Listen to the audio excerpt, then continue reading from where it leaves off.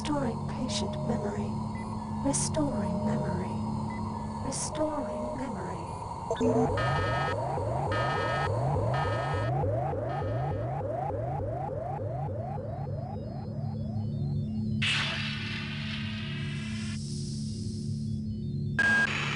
Steady yourself, soldier. This is Dr. Janice Polito of the Computer Ops staff of the Von Braun. You're safe for the time being. You're recovering from the effects of surgery and will be unable to remember any of the events of the last few weeks. You're on board the starship Von Braun and something's gone very, very wrong. Some kind of force has hijacked this ship. That's why you volunteered to be implanted with some experimental cybernetic implants. Rely on your cyber interface. It just might save your life. You must find an elevator and come up to Deck 4 to meet me. Deck 4. Can you remember that? But keep your eyes open. They're after us both now. Hello my friends, welcome back to the channel. I am Jonathan, your host here at QuickBird Gaming, and I thank you so much for tuning in for another episode. If you're enjoying the content you see here, please consider liking or subscribing to this video. I very much appreciate it. Okay, now that that's out of the way, let's get on with this. This is the first video in a series I'm calling How Does It Play Today? In this series, I'm going to be looking back at video games that are 25 years old. So as of recording this video in 2024, I'm looking at games that are from 1999 published.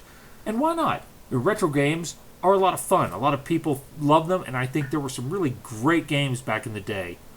For the first game in this series, I've chosen the space survival horror System Shock 2.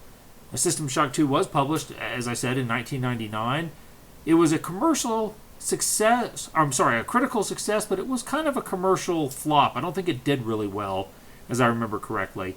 The character is an anonymous agent or space marine aboard the Von Braun, which is humanity's first faster-than-light ship.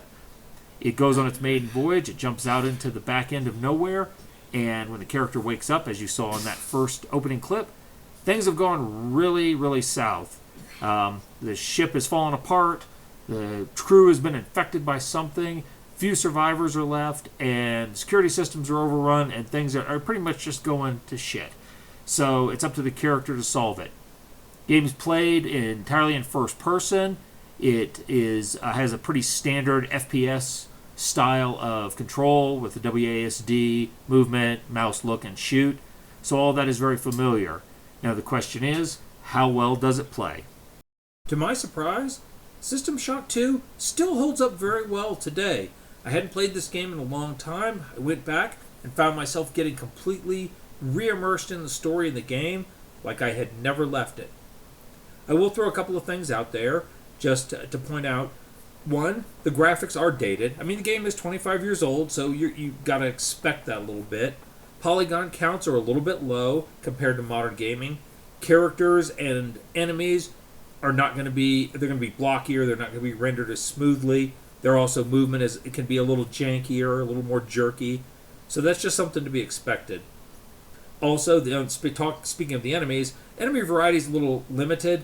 Every survival horror game seems to have some variant of zombie. The infected crew members here serve as them. And once you've seen them all. So there's that.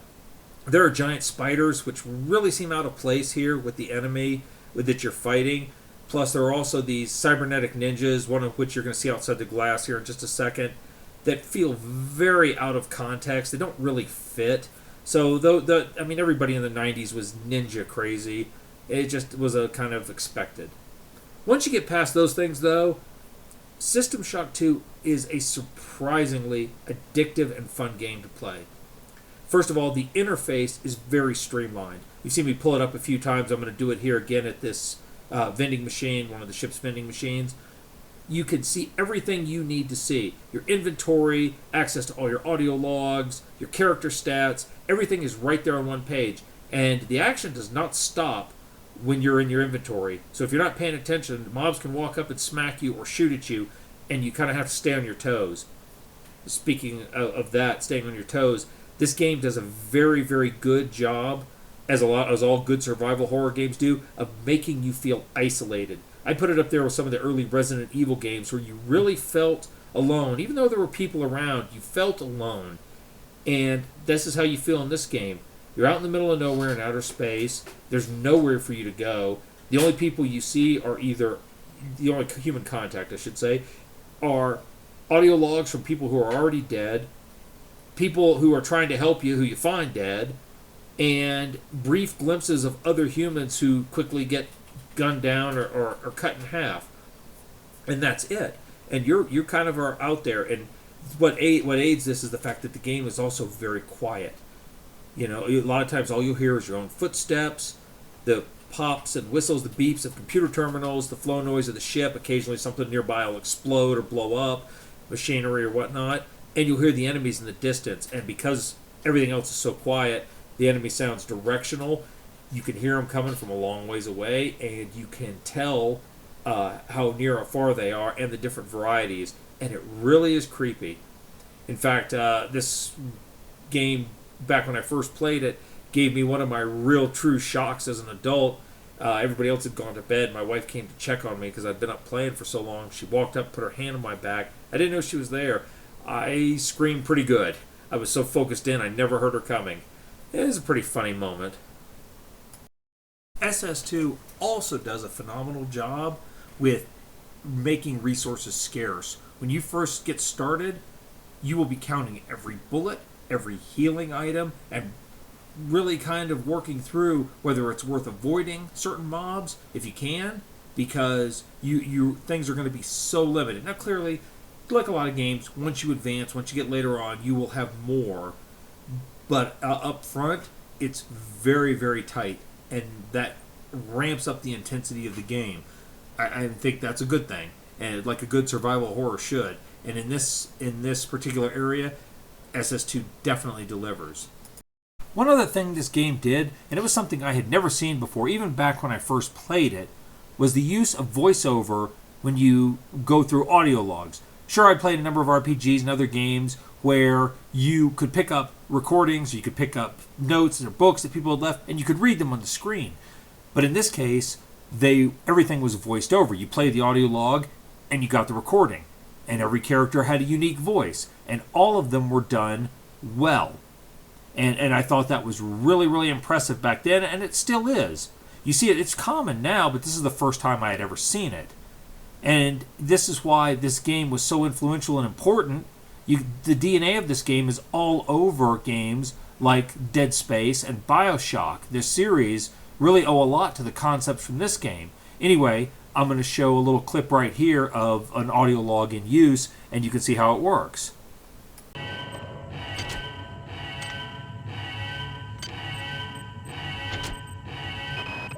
Great. Gotta change the access codes out of Cryo A again. Like I've got nothing better to do. I think Grassy just likes to make work for me. I'll set the new code to 45100. That should be easy enough to remember.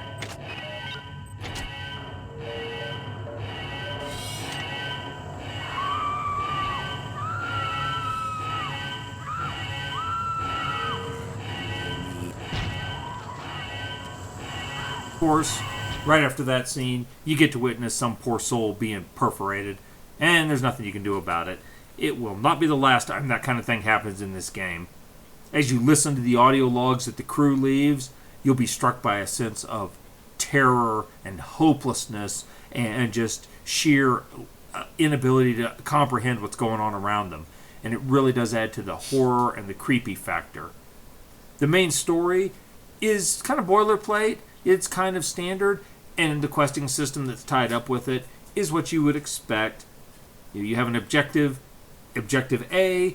To do that, you have to do objectives B and C first, but to do C, you have to get an item from D. You know how it goes. But the whole thing is tied up in a narrative cocoon. It never really felt stale to me. It always felt like it was moving well.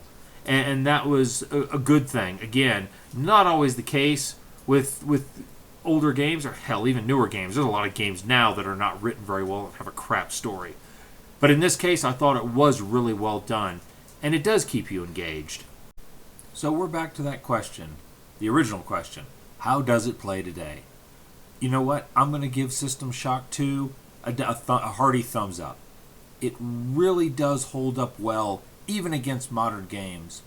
The interface, the story, the survival horror elements, all in all, it just combines to be a really good game that can really invest you. And I think it even is fairly stable. You know, there's a lot of issues with getting older games to play under modern Windows systems. Sometimes they can really be finicky. I had very few problems with this one overall, and in general, I was able to play it without too much trouble.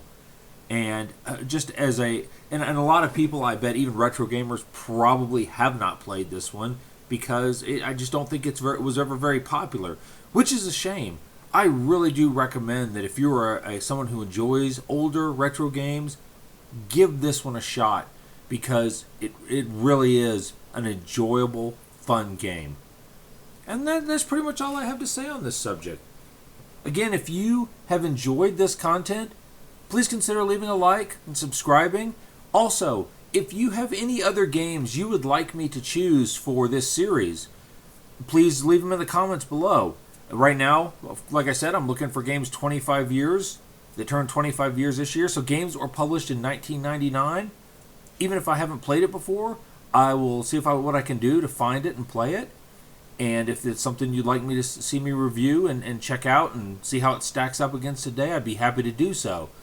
So, with that being said, thank you very much for coming back to the channel. I will see you in the next one. Stay gaming.